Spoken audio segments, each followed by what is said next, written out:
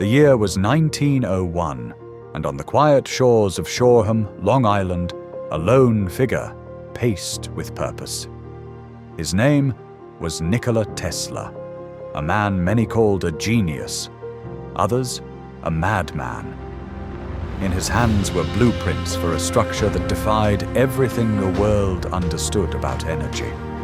Not a radio tower, not a lighthouse, but a colossal device capable of transmitting wireless electricity, pulled straight from the Earth and the atmosphere.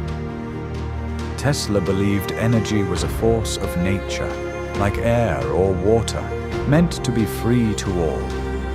His invention, later named the Wardenclyffe Tower, would beam power through the air, lighting up homes, powering factories, and even ships at sea, without a single wire.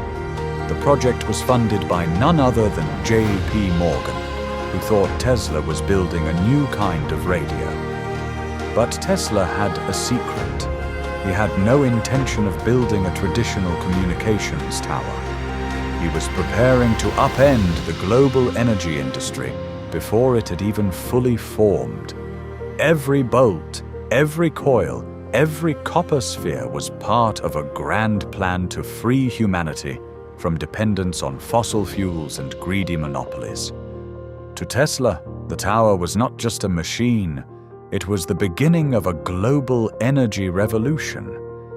And as its metal skeleton reached skyward, so too did the hopes of a world on the edge of unlimited power.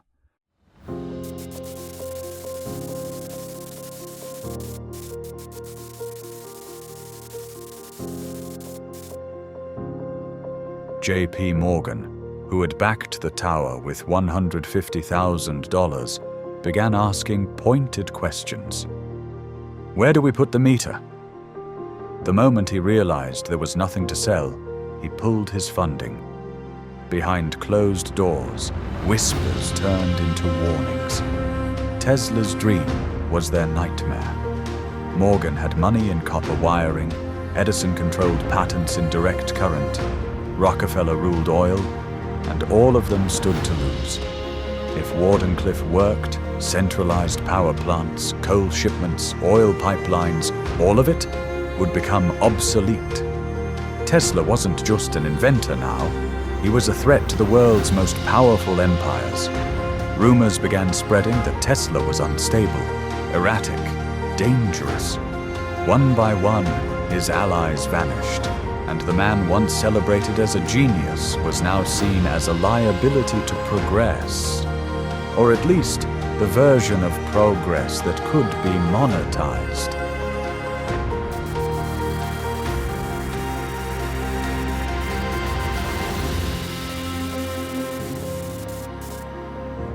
With Morgan's money gone, construction at Wardenclyffe slowed to a crawl, then stopped entirely.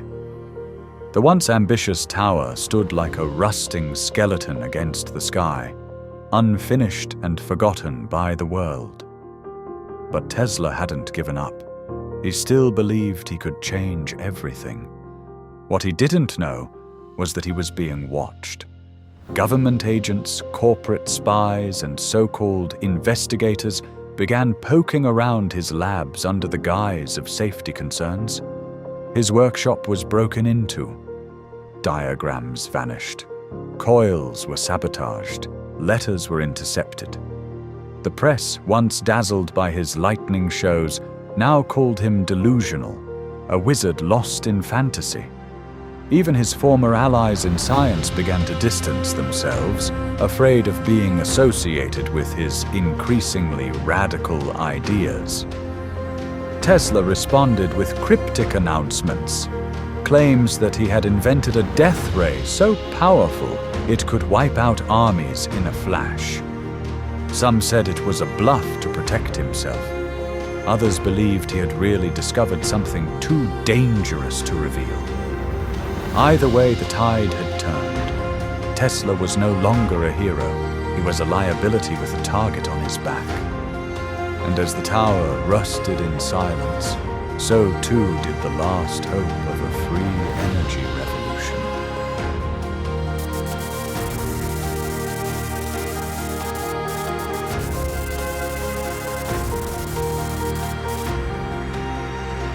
On January 7, 1943, Nikola Tesla was found dead in room 3327 of the New Yorker hotel, alone, broke, and forgotten.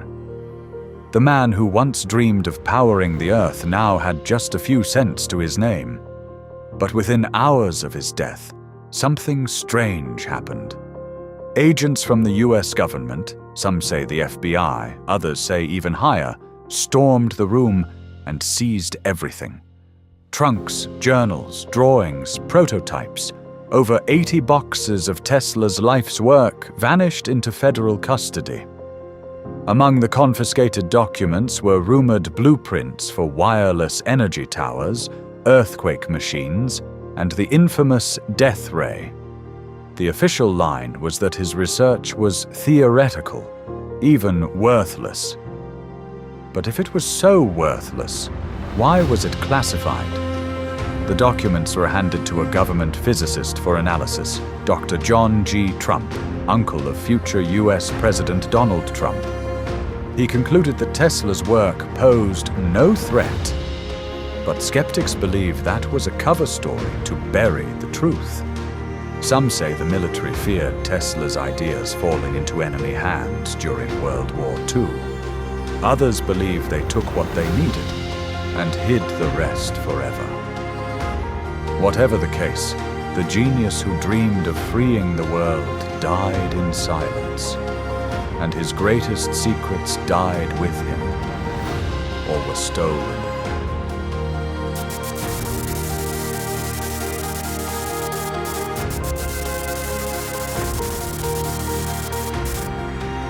In 1917, just as America entered World War I, the Wardenclyffe Tower was demolished, blown up under the pretense of national security.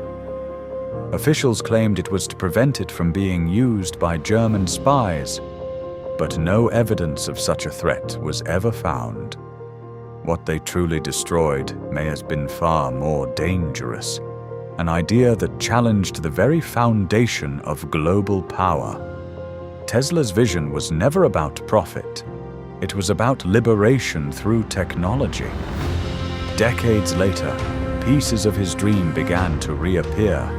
Wireless charging, global communication, directed energy research. Some believe modern tech giants owe more to Tesla's work than they'll ever admit. Others claim Tesla's original designs were used in secret military programs, hidden in black budgets and underground labs. But the Wardenclyffe Tower itself was never rebuilt. Its remains were erased, its story rewritten, its potential buried in concrete and silence. Today, we power our world with cables, wires, oil, and monopolies, just as the early industrialists intended. But imagine, for a moment, if Tesla had succeeded. A world where energy flowed like air, owned by no one, shared by all. They didn't just demolish a tower, they demolished a future we were never allowed to see.